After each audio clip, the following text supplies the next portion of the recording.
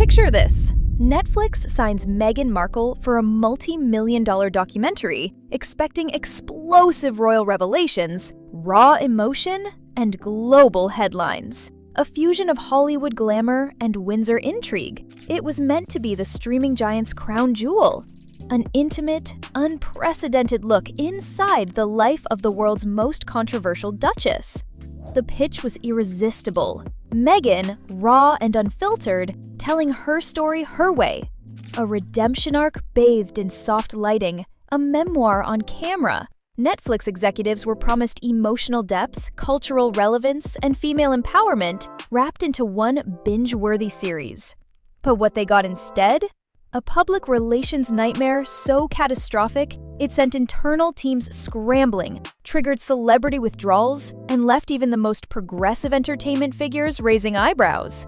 From staged charity events to ghost-written trauma tales, fake tears to legal liabilities, and an editing room war zone, this is the story of how Meghan Markle's truthful documentary became one of Netflix's most expensive scandals. It all began with the project titled With Love, Meghan, pitched as a tender, heartfelt glimpse into her post-royal journey. In development memos, it was described as vulnerable, empowering, and socially conscious. Viewers would follow Meghan as she healed, parented, and uplifted marginalized communities. But the production was smoke and mirrors from the very first shoot.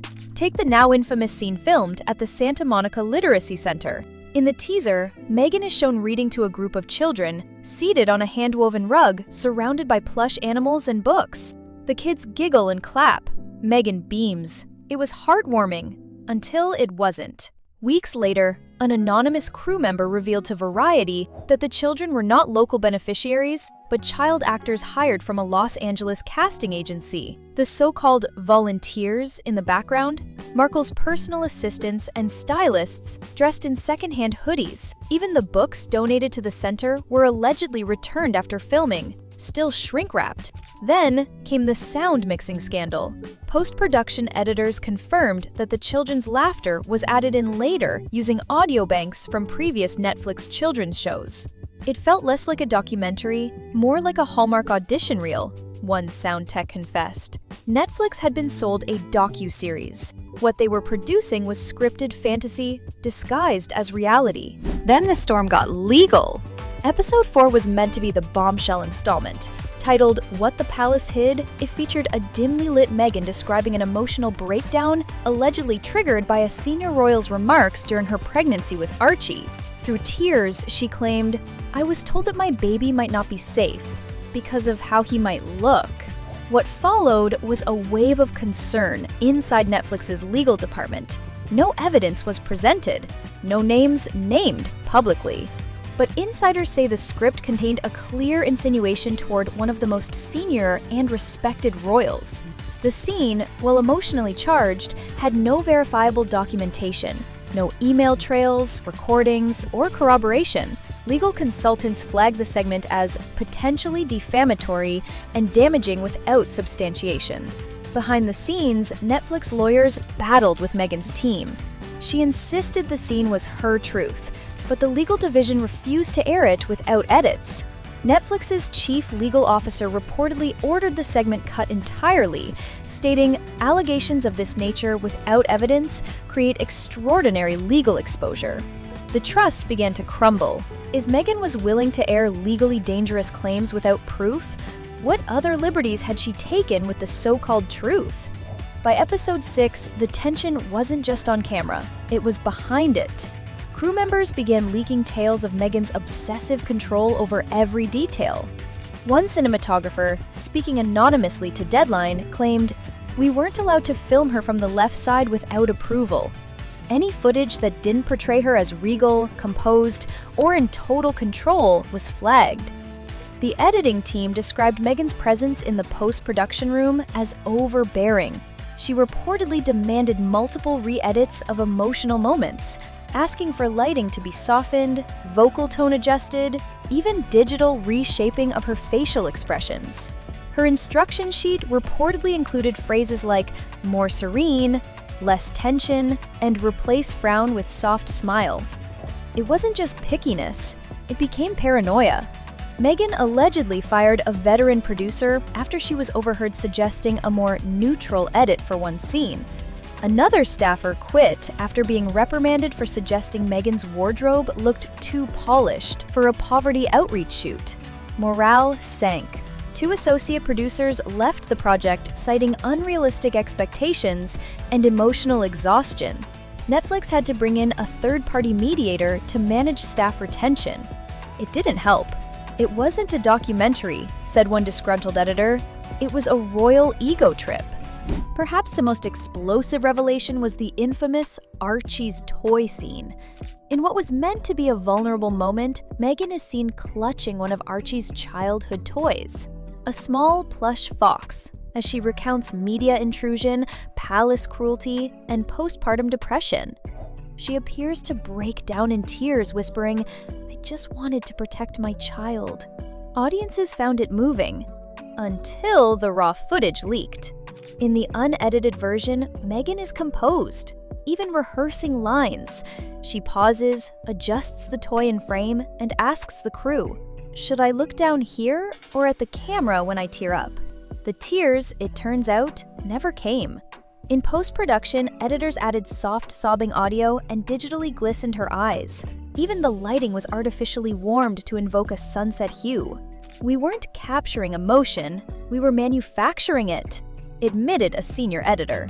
The backlash was swift. Viewer trust collapsed. Social media exploded with #Teargate memes.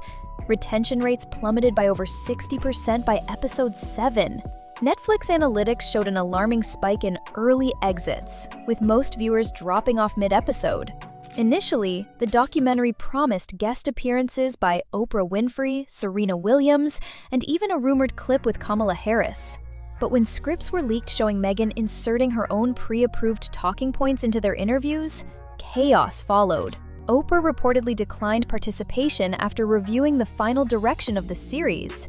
Serena's team quietly asked for her interview to be pulled, and Harris's staff issued a strongly worded memo denying any involvement, after a teaser falsely suggested her support. An anonymous source close to the production described it this way: "She wanted everyone's credibility, but on her terms. No one could speak freely. Everyone had to co-sign her version of the truth." What was meant to be a star-studded highlight became a parade of no-shows and blurred-out cameos. One episode ran short by 14 minutes because 3 key guest appearances were pulled last minute due to editorial interference. The beginning of the end came in the form of a leaked internal memo from Netflix's content team. The document, labeled "High Risk, with Love, Meghan," was blunt. "She is a reputational liability," one note read. "Her content lacks credibility and demands excessive editorial resources." Executives feared continued collaboration would erode viewer trust in the platform. There were even rumors that Netflix's board had questioned the continuation of their broader content deal with Meghan and Harry. Quiet meetings were held. Lawyers reviewed contracts. PR teams prepared contingency statements in case of a public fallout. By January, Netflix quietly removed all promotional material for "With Love, Meghan" from its homepage. Social media ads stopped. Mentions vanished from their YouTube trailers. The project hadn't just been canceled, it was being erased. Just when the scandal seemed to hit rock bottom, the plagiarism accusations emerged. Viewers noticed that one of Meghan's most emotional stories, about facing racial profiling in a New York boutique, matched a 2018 Reddit post word for word. Curious journalists began digging. A follow-up tale about a friend's miscarriage echoed a viral Tumblr thread from 2016. Fact-checkers working independently found at least 6 instances where personal stories appeared to be adapted from online content, memoirs, or anonymous forums. Meghan's team denied wrongdoing, claiming shared experiences. But Netflix's fact-checking unit flagged the discrepancies. One executive reportedly said, "Originality is our currency, and this project bankrupted us."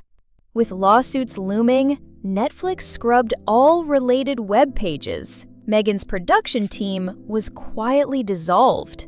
Netflix didn't just cancel With Love, Meghan. They buried it. No press release, no apology, no explanation, just silence. For Meghan Markle, it was supposed to be her legacy-defining masterpiece, a triumph of truth over tabloids. But behind the scenes, the truth was messier than fiction. Manufactured emotion, editorial manipulation, legal time bombs, and media betrayal all converged into a catastrophic meltdown. And for Netflix, a costly lesson. Not all royal drama is worth the crown.